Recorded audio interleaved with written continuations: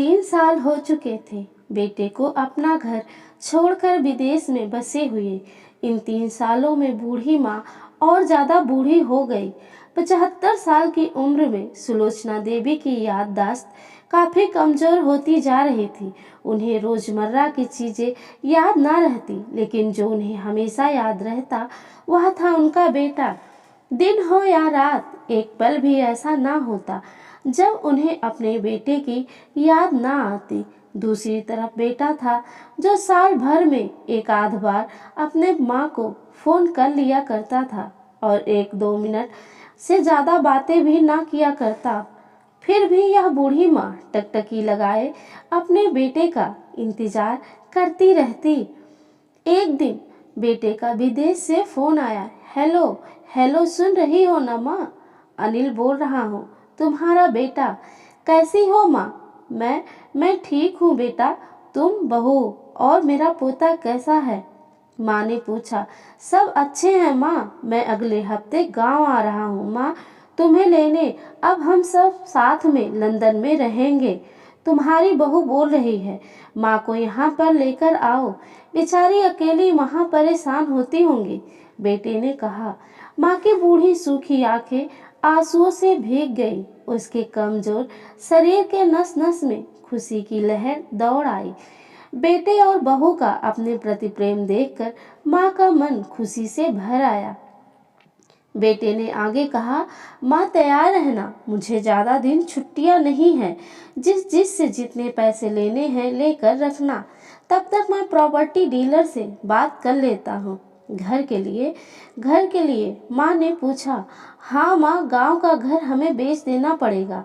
अब हम साथ में ही रहने वाले हैं तो वहां पर घर रखने का कोई मतलब नहीं, माँ, बेटे ने कहा। बुढ़ापे की वजह से ठीक से चलने में असक्षम माँ ने पूरे मोहल्ले में घूम घूम कर अपनी इस खुशखबरी को सबको सुनाया।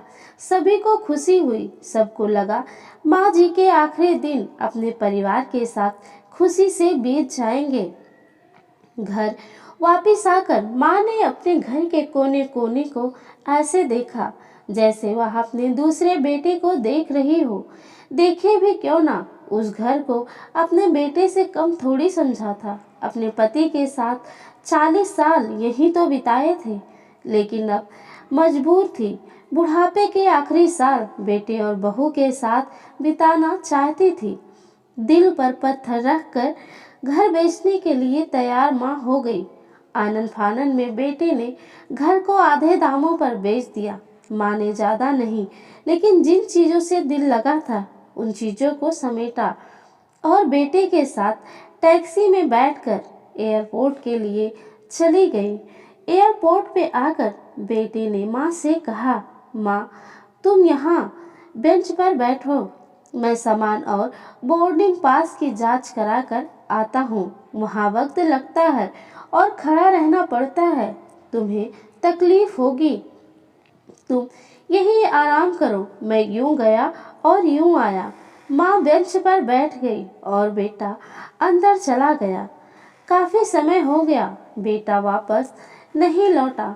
माँ सोचने लगी ज्यादा भीड़ होगी इसलिए देर लग रही होगी। अंधेरा होने को आया। अब तो लोगों की चहलकदमी भी कम होने लगी। माँ को अब चिंता होने लगी। एक कर्मचारी ने आकर पूछा, किससे मिलना है माँ जी आपको? यहाँ पर क्यों बैठी हो?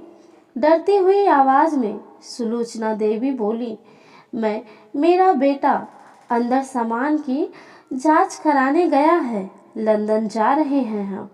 क्या नाम है माँ जी आपके बेटे का? कर्मचारी ने पूछा। अनिल नाम है मेरे बेटे का, सुलोचना देवी ने बताया। कर्मचारी अंदर गया और थोड़ी देर बाद बाहर लौटा। उसने सुलोचना देवी से कहा, माँ जी लंदन जाने वाली फ्लाइट तो दोपहर में ही जा चुकी है और आपका बेटा भी उस फ्लाइट में बैठकर जा चुका है। अब आपके यहाँ बैठने का कोई मतलब नहीं है, आप भी अपने घर चली जाइए। क्या जा चुका है और मैं घर जाऊं? घर? माँ की आंखों से आंसुओं के सैलाब उठने लगे। जैसे तैसे माँ घर पहुंची, जो अब उसका था ही नहीं, बिक चुका था। वो वहीं बरामदे में तुलसी के पास सो गई। घर के नए मालिक को उस पर दया आई तो एक कमरा किराए से उसको दे दिया। पेंशन के पैसों से खाना और किराए का बंदोबस्त हो जाता था। दिन बीतने लगे। कुछ दिनों बाद घर के नए मालिक ने सुलोचना देवी से कहा, माँ जी, आप अपने रिश्तेदारों के यहाँ पर जाकर क्यों नहीं रहती? इस उम्र में आपके लिए वही अच्छा होगा। अच्छा तो होगा, लेकिन अगर मेरा बेटा वापस आया तो उसका ख्याल कौन रखेगा? मेरा बेटा बहुत भोला है, उसे अपना ख्याल रखना बिल्कुल नहीं आता। मैं कहीं नहीं जाऊंगी, क्या पता कब उसे मेरी ज़रूरत पड़ जाए। माँ ने कहा। माँ की ऐसी बातें सुनकर मेरी आंखों में आंसू आ गए।